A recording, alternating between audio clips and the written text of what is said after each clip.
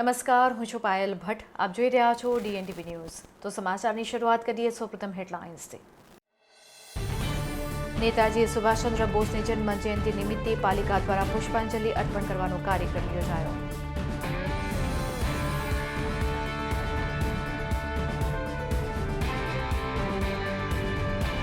હરની બોટકાંડમાં પાલિકાના હાલના સત્તાધીશો અને જે તે સત્તાધીશોએ લેક ઝોનની અનુમતિ આપી તે તમામને આરોપીઓ બનાવવાની માંગ સાથે વડોદરા શહેર જિલ્લા કોંગ્રેસ સમિતિ દ્વારા આવેદનપત્ર પાઠવી કરવામાં આવી રજૂઆત.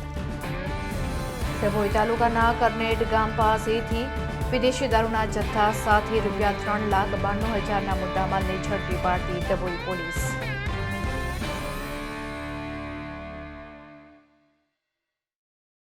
હવે જોઈએ સમાચાર વિગતવાર.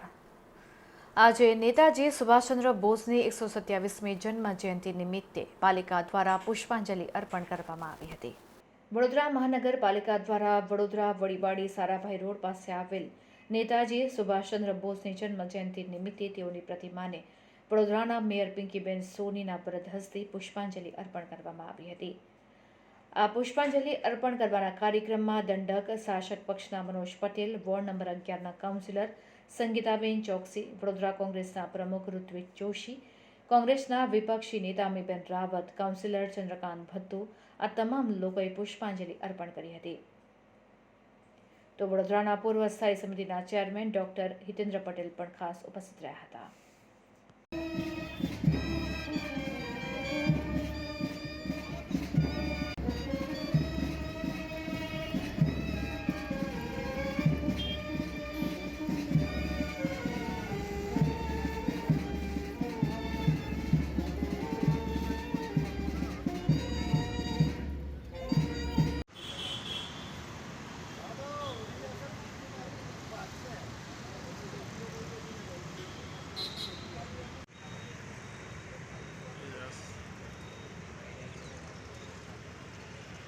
तुम मुझे खून दो मैं तुम्हें आज़ादी दूंगा અને જય હિન્દ જેવા સૂત્રો આપનાર નેતાજી સુભાષચંદ્ર બોઝ જે રાખમાંથી પણ રાષ્ટ્રનું સર્જન કરનાર મહાન વિભૂતિઓમાંના એક મહાન વિભૂતિ હતા.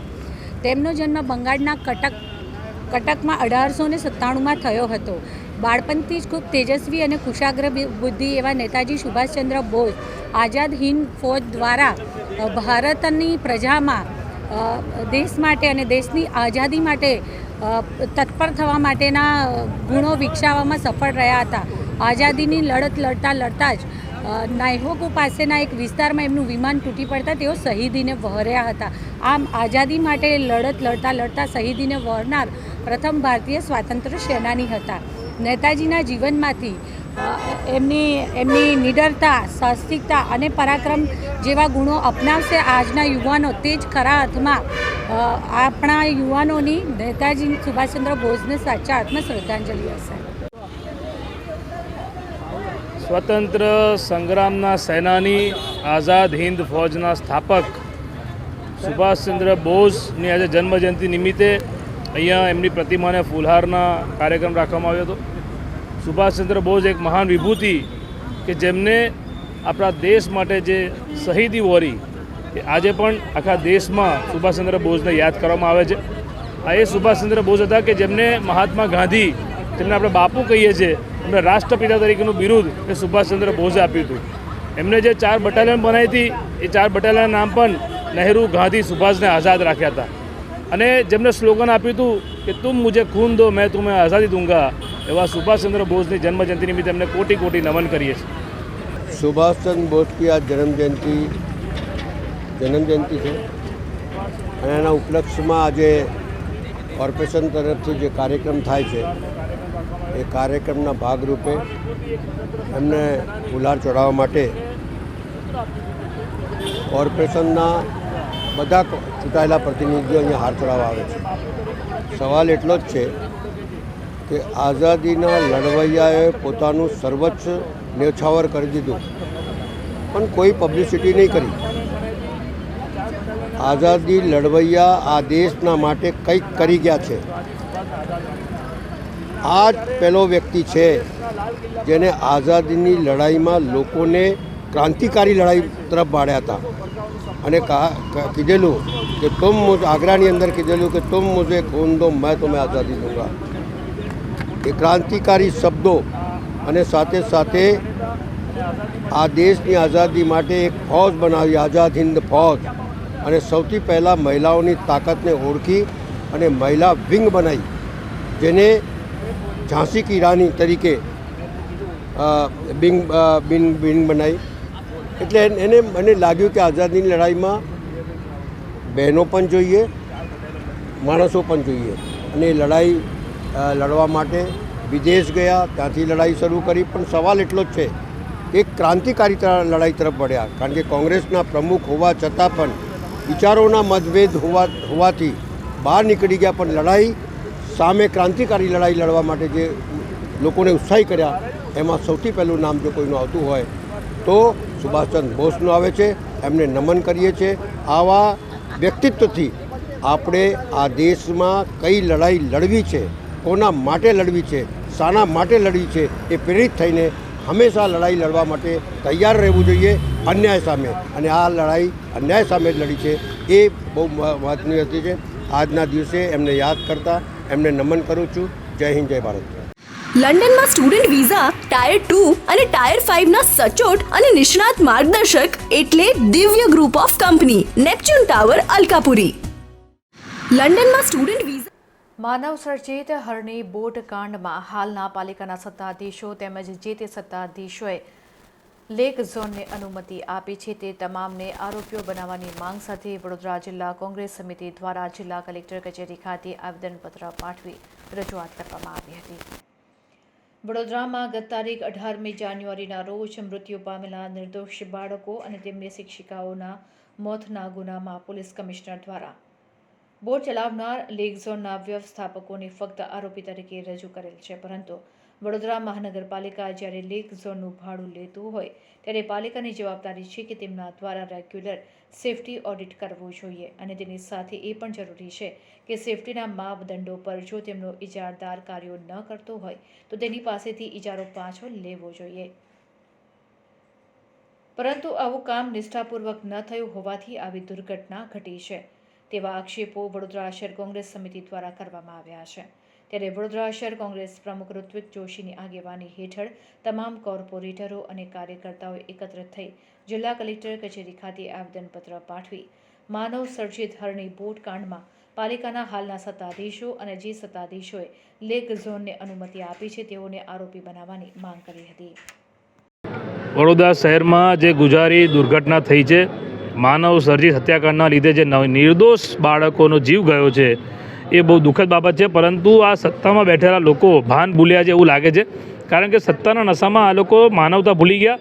વિચાર કરો કે આજે જે તે સમયે જ્યારે આટલો મોટો બનાવ બની ગયો ત્યારે કેટલાક બીજેપીના નેતાઓ જે તે મુખ્ય કોન્ટ્રાક્ટરોને બચાવવાની પણ તજવીજ કરતા હતા, અને જ્યારે વારંવાર રજૂઆત થયું, પેપર મીડિયામાં વાત આવી, ત્યારે જઈને મુખ્ય કોન્ટ્રાક્ટરોની પર ફરિયાદ થઈ. પણ પ્રશ્ન એ છે કે આ લોકોને કોન્ટ્રાક્ટ આપનાર કોણ?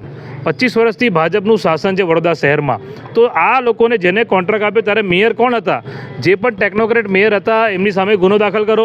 એ સમયના જે મ્યુનિસિપલ કમિશનર હતા જેની સામે ભ્રષ્ટાચારના આક્ષેપો ભૂતકાળમાં થયેલા છે એમની સામે ગુનો દાખલ કરો. હાલના જે મેયર સ્ટેન્ડિંગના ચેરમેન છે અને જે અધિકારીઓ જેને આનું સ્કૂટીની કરવાનું હોય, જેને સુપરવાઇઝિંગ કરવાનું હોય, તમે ફાયર બ્રિગેડના નિયમોનું કોઈ પાલન નથી થયું તો આમાં ફાયર બ્રિગેડે પણ એનઓસી કેવી રીતે આપી?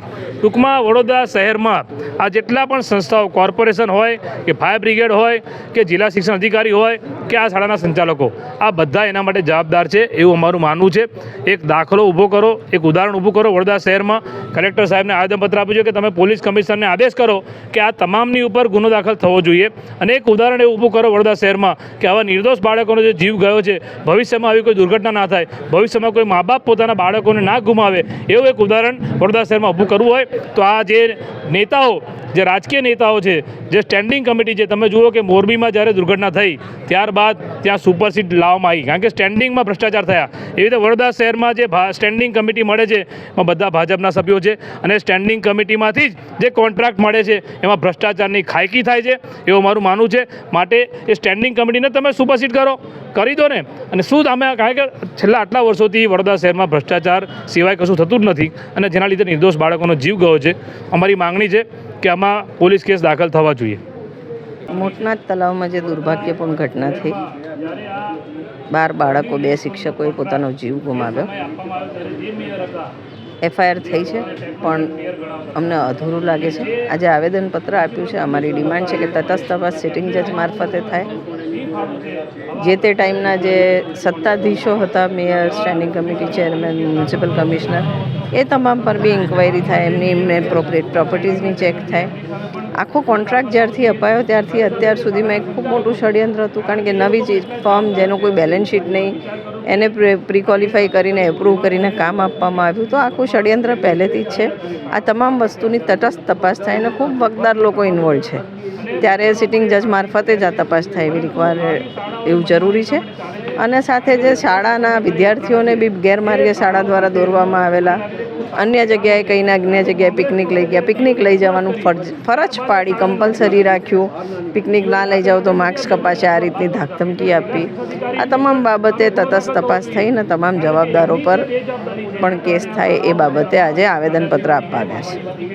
એનું સંપૂર્ણ માર્ગદર્શન મેળવવા આજે જ વિઝિટ કરો કાનન ઇન્ટરનેશનલ, જ્યાં તમને મળશે IELTS, PTE, TOEFL, GRE અને સેટના કોચિંગ સાથે કોલેજ યુનિવર્સિટીના study options, facilities like mock test, SOP, EMI, education loan, visa filing અને pre departure everything under one roof. તો આજે જ આવો Kanan International at Trident Complex, Racecourse Road, Vadodara.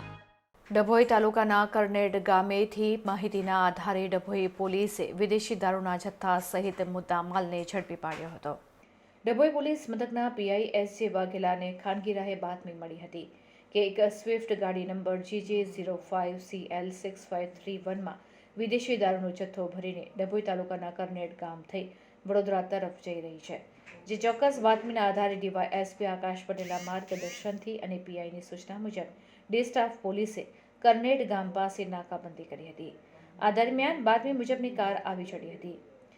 કારના ચાલકને પોલીસે ઊભો રાખી કારમાં તલાશી લેતા વિદેશી દારૂની બોટલો નંગ 348 જેની કિંમત ₹1,39,200 તેમજ કાર મળી ₹2,50,000 તેમજ મોબાઈલ નંગ 1 જેની કિંમત ₹3,000 મળી કુલ ₹3,92,200નો મુદ્દા માલ કબજે કરવામાં આવ્યો હતો. અને કાર ચાલક દિગ્પાલસિંહ ઉર્ફે દીગો અરુણસિંહ સોલંકીની અટકાયત કરવામાં આવી હતી. જ્યારે માલ ભરી આપનાર વિક્રમસિંહ નટવરસિંહ ચાવડાને વોન્ટેડ જાહેર કરી વધુ કાયદેસરની કાર્યવાહી હાથ ધરી છે.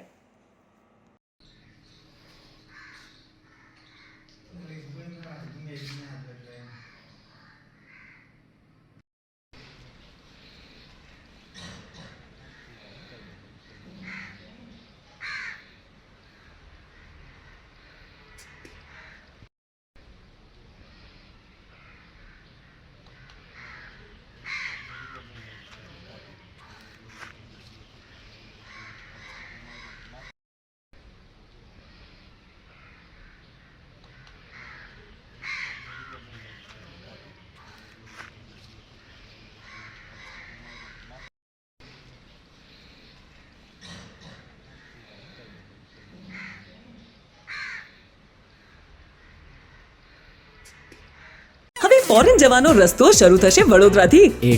એટલે કે જવું હોય UK, યુરોપ, USA કે કેનેડા, દિવ્ય ગ્રુપ સાથે કરો સફર તમારા કરિયરના સર્વોચ્ચ શિખર પર. વિદેશમાં ઉચ્ચતમ અભ્યાસ સાથે નોકરીની તક મેળવી આપતી વડોદરાની એકમાત્ર વિશ્વાસપાત્ર સંસ્થા એટલે Divya group of companies. Visit today at Neptune tower, BPC road, Alkapuri. ઉમરગામથી શરૂ થયેલ વન સેતુ ચેતના યાત્રાનો અંબાજીના GMDC ગ્રાઉન્ડ ખાતે સમાપન થયો હતો. ઉમરગામથી અંબાજી વન સેતુ ચેતના યાત્રાનો ઉમરગામથી શુભારંભ થયો હતો. 1000 કિલોમીટરની યાત્રા પૂર્ણ કરી અંબાજી ખાતે યાત્રાનું સમાપન કરવામાં આવ્યું હતું, જેમાં વન અને પર્યાવરણ જળ સંપત્તિના રાજ્ય કક્ષાના મંત્રી મુકેશભાઈ પટેલ, સંસદ સભ્ય પરબતભાઈ પટેલ ઉપસ્થિત રહ્યા હતા. અને કાર્યક્રમમાં અયોધ્યા રામ લલ્લા જ્યારે બિરાજમાન હતા તેનું લાઈવ પ્રસારણનું પણ આયોજન કરવામાં આવ્યું હતું, જેમાં હજારોની સંખ્યામાં લોકો સભાખંડમાં ઉપસ્થિત રહ્યા હતા અને રામ નામથી સભાખંડ ગુંજી ઉઠ્યો હતો. અયોધ્યા મંદિરમાં રામલલ્લા બિરાજમાન થઈને જોતા જ લોકો ભાવુક થતા જોવા મળ્યા હતા. સમગ્ર વાતાવરણ જાણે રામમય બની ગયું હોય તેવો નજારો ચારે બાજુ સભાખંડમાં જોવા મળ્યો હતો.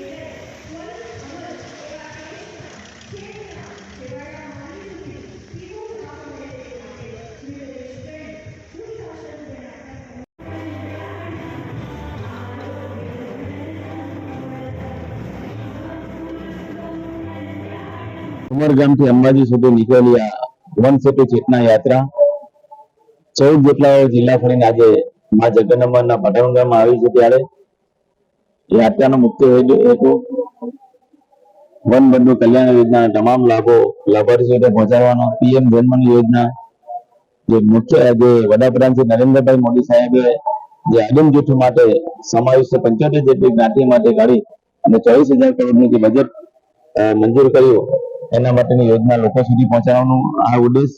સાથે સાથે વનકર્મી અને વનવાસી લોકો જે સવારથી લઈને જંગલમાં જતા હોય, નાના મોટા મતભેદો થતા હોય, એ બંને સુમેળ ભર્યું વાતાવરણ મળે અને વનની અંદર ચેતના જાગે એ હિસાબે આ યાત્રા કરી હતી.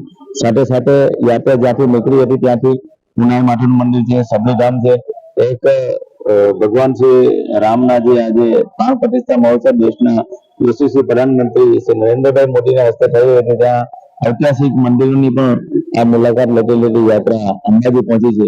આજે જોયું છે, આજે અત્યારે જે ભારત દેશની અંદર એક નવા યુગનો પ્રારંભ થયો છે અને રામરથ શરૂ થઈ ગઈ છે.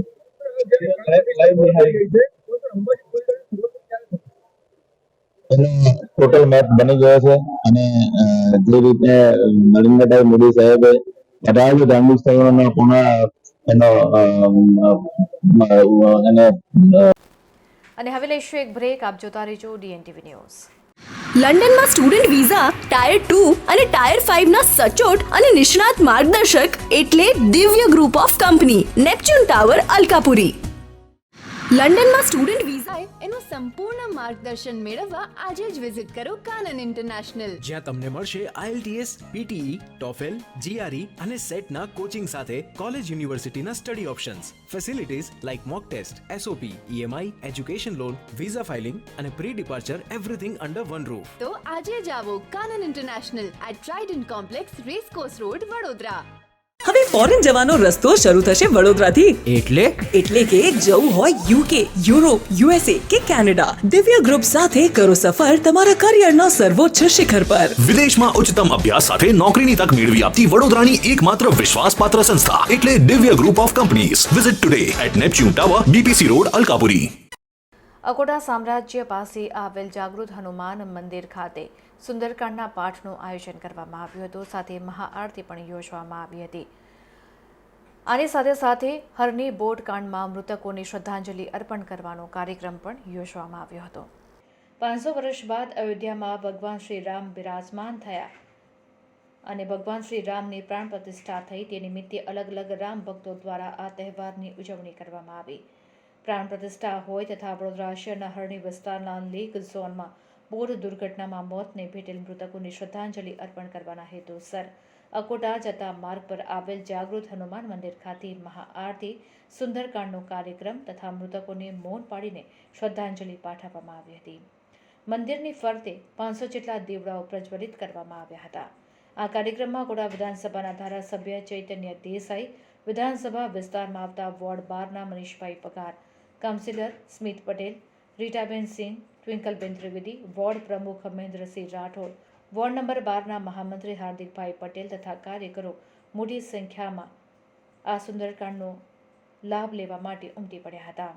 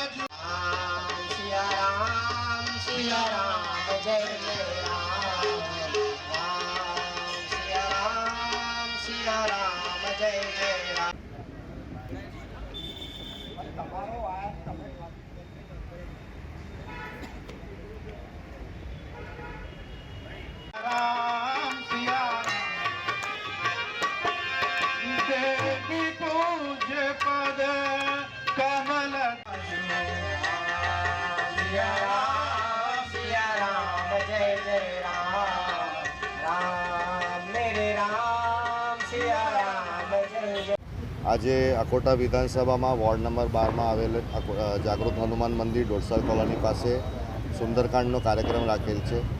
આજે ખરેખર જોવા જાઓ તો બહુ અદ્ભુત દિવસ છે.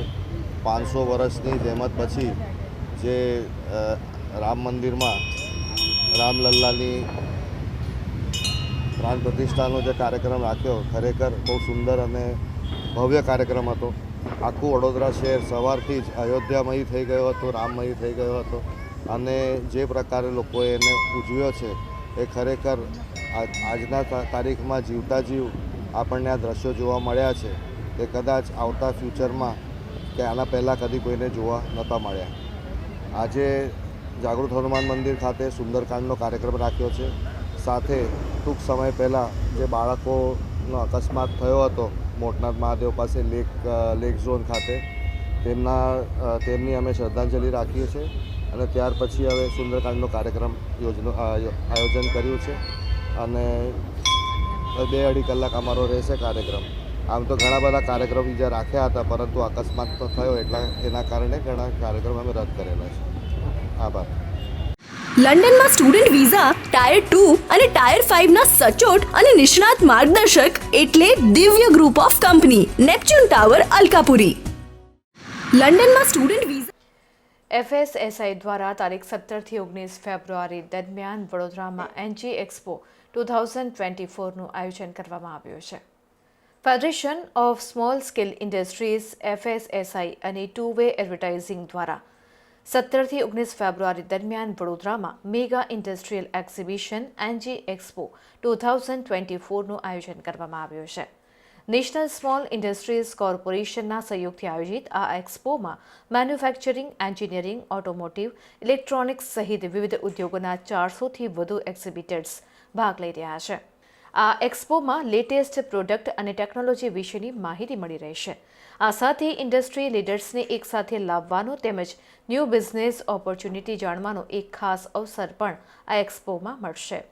3 દિવસીય એક્સ્ટ્રા વેગેન્ઝા માત્ર નવીનતાઓ પ્રદર્શિત કરવા માટે એક મંચ પૂરો પાડે છે અને સાથોસાથ સહયોગને પ્રોત્સાહિત પણ કરે છે. એટલું જ નહીં, વ્યૂહાત્મક ભાગીદારીને પ્રોત્સાહિત કરવા માટે એક બેસ્ટ પ્લેસ પણ બનાવે છે. FSSIના પ્રેસિડેન્ટ પ્રમુખ જયદીપ મોદીએ જણાવ્યું હતું કે NG એક્સપો 2024 વ્યવસાયો માટે ખાસ કરીને MSME માટે અદ્યતન પ્રગતિની શોધ કરવાની યુનિક તક આપે છે. આ માત્ર એક ઇન્ડસ્ટ્રી એક્ઝિબિશન નથી પરંતુ વિચારો અને તકોનું સંકલન છે.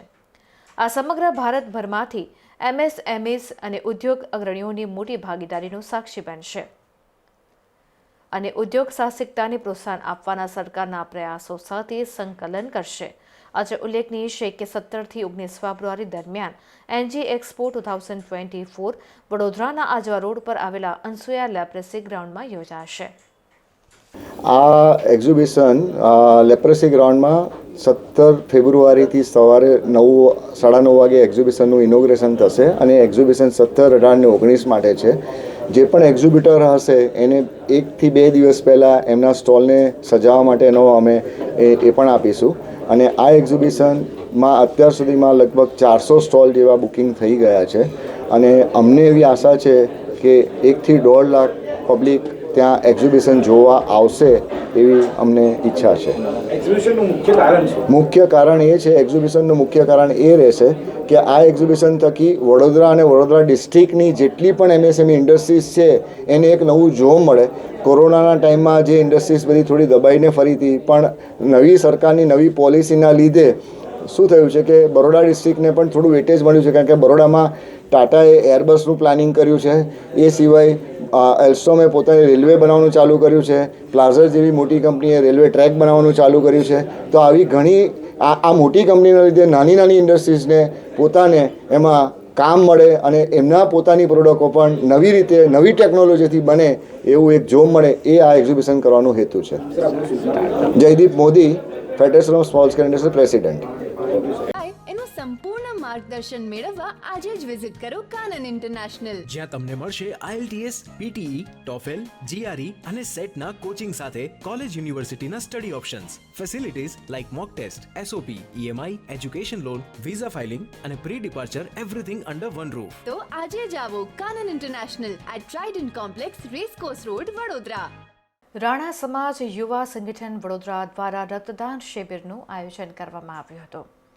રાણા સમાજ યુવા સંગઠન વડોદરા દ્વારા પ્રભુ શ્રી રામજીની અયોધ્યા સ્થિત પ્રાણ પ્રતિષ્ઠા નિમિત્તે તેમજ રામ મંદિર માટે પોતાના પ્રાણનું બલિદાન આપનાર કાર સેવકોને શ્રદ્ધાંજલિના ભાગરૂપે રક્તદાન શિબિરનું આયોજન કરવામાં આવ્યું હતું, જેમાં ખૂબ જ મોટી સંખ્યામાં રક્તદાતાઓ દ્વારા રક્તદાન કરી સફળ આયોજન કરાયું. આ સાથે જ તારીખ 18/1/2024ના રોજ હરણી મૂળના તળાવ ખાતે ખૂબ જ અત્યંત દુઃખદ ઘટના બની હતી, જેમાં બાળકોથી લઈ શિક્ષિકાએ પણ પોતાનો જીવ ગુમાવ્યો છે. તેમને પણ રાણા સમાજ યુવા સંગઠન વડોદરા દ્વારા શ્રદ્ધાંજલિ આપવામાં આવી હતી.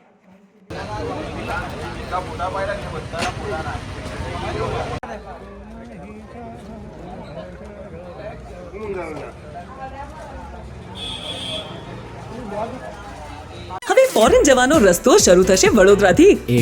એટલે કે જવું હોય UK, યુરોપ, USA કે કેનેડા, દિવ્ય ગ્રુપ સાથે કરો સફર તમારા કરિયરના સર્વોચ્ચ શિખર પર. વિદેશમાં ઉચ્ચતમ અભ્યાસ સાથે નોકરીની તક મેળવી આપતી વડોદરાની એકમાત્ર વિશ્વાસપાત્ર સંસ્થા એટલે Divya group of companies. Visit today at Neptune tower, BPC road, Alkapuri. આજે નેતાજી સુભાષચંદ્ર બોઝની 127મી જન્મ જયંતિ નિમિત્તે કેન્દ્રીય વિદ્યાલય એરફોર્સ સ્કૂલ મકરપુરા ખાતે ધોરણ 4માં અભ્યાસ કરતા વિદ્યાર્થી રુદ્ર પાટીલે નેતાજી સુભાષચंद्र બોઝના સુંદર વિચારો રજૂ કર્યા હતા. सुप्रभात. आज नेताजी सुभाष चंद्र बोस जी की जन्म जयंती पर मैं रुद्र साउंड कक्षा 4 से आपके समक्ष नेताजी सुभाष चंद्र बोस जी के कुछ विचार प्रकट कर रहा हूँ. उनका जन्म 23 जनवरी 1897 में हुआ. नेताजी सुभाष चंद्र बोस भारत देश के वीर तथा क्रांतिकारी स्वतंत्रता सेनानी थे. उन्होंने भारत देश को स्वतंत्रता दिलवाने के लिए आजाद हिंद फौज का गठन किया था. उनके द्वारा दिया गया जय हिंद का नारा भारत देश का राष्ट्रीय नारा बन गया. नेताजी सुभाष चंद्र बोस जी का प्रसिद्ध नारा तुम मुझे खून दो मैं तुम्हें आजादी दूंगा. याद रखिए, सबसे बड़ा अपराध अन्याय, सेना और गलत के साथ समझौता करना है. अपनी ताकत पर भरोसा करो, उधार की ताकत तुम्हारे लिए घातक है. हमारा संघर्ष केवल कर्म करना है और कर्म ही हमारा कर्तव्य है. फल देने वाला स्वामी ऊपर वाला है. ऐसे महान नेताजी को मैं दिल से नमन करता हूँ. जय हिंद, जय भारत. હવે ફોરેન જવાનો રસ્તો શરૂ થશે વડોદરાથી. એટલે કે જવું હોય UK, યુરોપ, USA કે કેનેડા, દિવ્ય ગ્રુપ સાથે કરો સફર તમારા કરિયરના સર્વોચ્ચ શિખર પર. વિદેશમાં ઉચ્ચતમ અભ્યાસ સાથે નોકરીની તક મેળવી આપતી વડોદરાની એકમાત્ર વિશ્વાસપાત્ર સંસ્થા એટલે Divya group of companies. Visit today at Neptune tower, BPC road, Alkapuri. Dabhoi ST ડેપોને ખખડધજ અને કિલોમીટર પૂરા થઈ ગયેલી બસમાં પંક્ચર પડતા કેટલાક મુસાફરો ઘરે જવા માટે અટવાઈ પડ્યા હતા. ડભોઈથી માલસર જતી એસટી બસ નંબર GG18Z2657 સ્વચ્છ સલામત સમય બંધ સવારી ડભોઈ તાલુકાના શિરોલા ગામ પાસે પંચર પડતા જ મુસાફરો અટવાઈ પડ્યા હતા. વર્ષો જૂના અને ઘસાઈ ગયેલા ટાયરોને કારણે રસ્તા વચ્ચે પંચર પડવાના બનાવ અનેક વખત બની ચૂક્યા. વહેલાસર ઘરે પહોંચવાની જગ્યાએ ઠંડીની મોસમમાં બસમાં પંચર પડતા એસટી બસમાંથી મુસાફરો ઉતરી જઈ અન્ય વાહનોની રાહ જોવા માટે ઊભા રહ્યા હતા. જ્યારે કે એસટી ડેપો મેનેજર દ્વારા અન્ય બસ નહીં મૂકવાને કારણે પેસેન્જરે ટિકિટ લીધેલી હોય પરંતુ ખાનગી વાહનોમાં જવા માટે મજબૂર બન્યા હતા. ત્યારે કેટલાક પેસેન્જરો જણાવતા હતા કે ઘણા વર્ષોથી ડભોઈ એસટી ડેપોમાં ગામડાના પેસેન્જરોની અવરજવર માટે જૂની અને ખરાબ બસો મૂકવામાં આવેલી છે. કેટલીક બસોના કિલોમીટર ક્યારનાય પૂરા થઈ ગયા હોય ત્યારે મુસાફરોની સલામતી કેટલી તેવા આક્ષેપો કરવામાં આવ્યા હતા. આ બસ પંચર પહેરી છે, અડધો કલાકથી ઊભા છે, બસ તો નથી. હવે કેવી બસ આવે વાયદા કરા કરે. ક્યાં જતા હતા? સિલોર માલસર. ક્યાંથી આવ્યા? મેં બહોળાથી આવ્યો. કઈ જગ્યા પર આ થયું છે? સિરોલા બસ સ્ટેન્ડ ઉપર. શું થયું? પંચર પહેરી કઈ બસ છે? ડભોઈ માલસર. કઈ બસ છે? એટલે ખાનગી છે કે સરકારી? સરકારી. કેટલા કલાકથી ઉભા છે? અડધો કલાક ઉપર થયો. આવી નહીં બસ હજુ? ના. શું કહે છે ડ્રાઈવર? હજુ આવે છે કે અડધો કલાકમાં. તો આ હતા અત્યાર સુધીના સમાચાર. વધુ સમાચાર સાથે ફરીથી મળીશું. ત્યાં સુધી મને રજા આપશો. નમસ્કાર.